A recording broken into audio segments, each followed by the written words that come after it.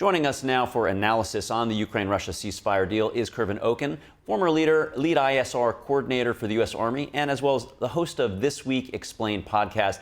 Always good to see you, Kervin. Good morning. President Putin says a ceasefire would have to deal with the root causes of the conflict. What does Putin want? Good morning. Happy Friday to everyone. It's a great question. What does Putin want? He wants what he's always wanted, which is complete control of Ukraine. But what he's talking about here, these root causes, he is talking about the Nazification of Ukraine. He's bringing up the biolabs that he says the U.S. directed Ukraine to have. And he wants a demilitarization of Ukraine. So those are Putin, what he would call his red lines, that he will not agree to anything except for that. And what that does is it gives Ukraine no security guarantee. And we're back to what would be a Minsk III deal, which tells Ukraine they cannot defend themselves and allows Putin to stop the battle lines where they are right now and then make another push for Kyiv in the future. We'll come back to Putin in a moment. I want to bring up Zelensky. He says Putin is dragging out the ceasefire discussions intentionally, calling it another round of Russian manipulation. Do you agree with Zelensky's comments? Yeah, absolutely. Putin is trying to extend this out. And why is he doing that? Well, we can see on the ground what he's trying to do here is remove any Ukrainian leverage in a peace negotiation. And that's Kursk right now, the Kursk region of Russia during the counteroffensive that Ukraine did. They did capture some of that land back, or they did capture some of the Russian land in Kursk. Russia has made a new counteroffensive recently to try to regain that area. They've regained Sutza, which is a very key location in Kursk.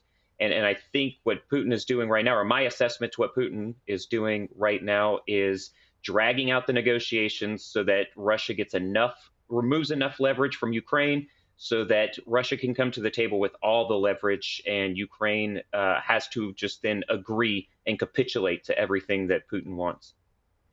Yeah, let's speak about that a little bit more. Trump put a lot of pressure onto Ukraine to get them in a position for this agreement on the ceasefire without the security guarantees, as you mentioned. Now Russia continues to be aggressive on Kursk, which is Ukraine's bargaining chip. So how important is it to Ukraine to have Kursk as they go into the negotiation? Look, it is their only bargaining chip right now. They have the Kursk region. If the 30-day ceasefire pauses the front lines in this war, that means Ukraine has some Russian territory. Now, Ukraine can leverage that, give it back to Russia in exchange for other parts that Russia has illegally annexed back in 2022. So this is all part of the negotiations. This is just what happens during war. Each side tries to gain some leverage. So your question for how important Kursk is, I think right now Russia is showing that is the most important aspect of the war and of the negotiations at this current moment. And will Ukraine have to back off while Russia keeps aggressively trying to capture Kursk, because Trump has put the pressure on the one side while trying to then get Moscow to the table?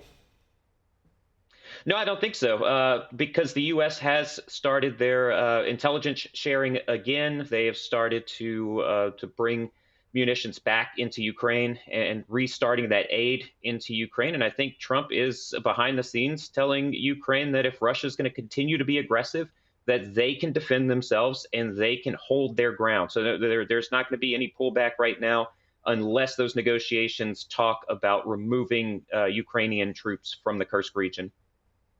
Now, Witkoff is in Moscow right now trying to discuss the ceasefire. Trump was asked yesterday about what leverage he had if Russia doesn't agree on the ceasefire deal. He didn't answer directly, but what leverage does the U.S. have, and why do you think Trump didn't want to answer the question?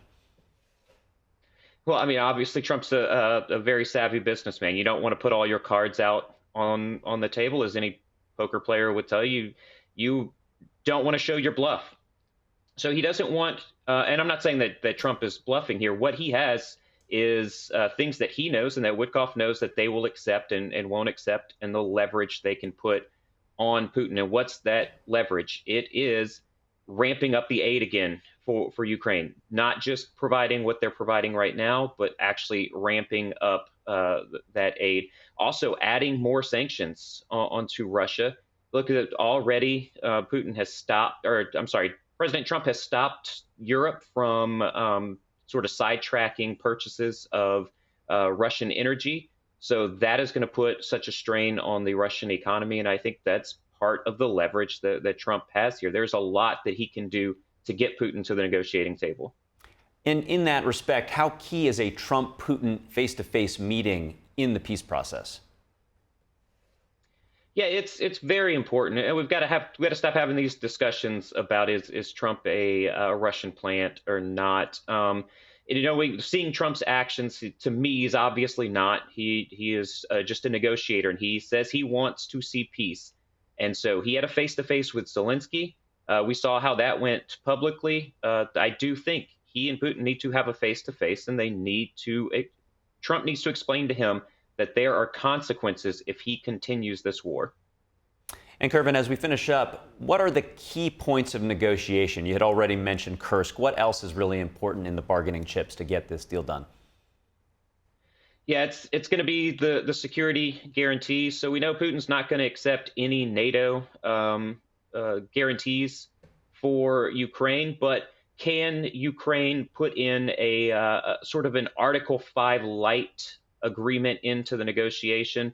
That would be very key. That way, if Russia does or Putin does decide to invade again, that NATO does have a requirement to come to the defense of Ukraine without having Ukraine in NATO up on that border with Russia. I think that is a very interesting aspect to it. It's going to be very key if they can get that. That is a very good security guarantee for that country. Well, we appreciate you breaking it down for us early this morning on Friday. Kervin Oken, host of This Week Explained podcast. We'll see you soon. Thank you. Thank you so much for having me. Stay safe out there.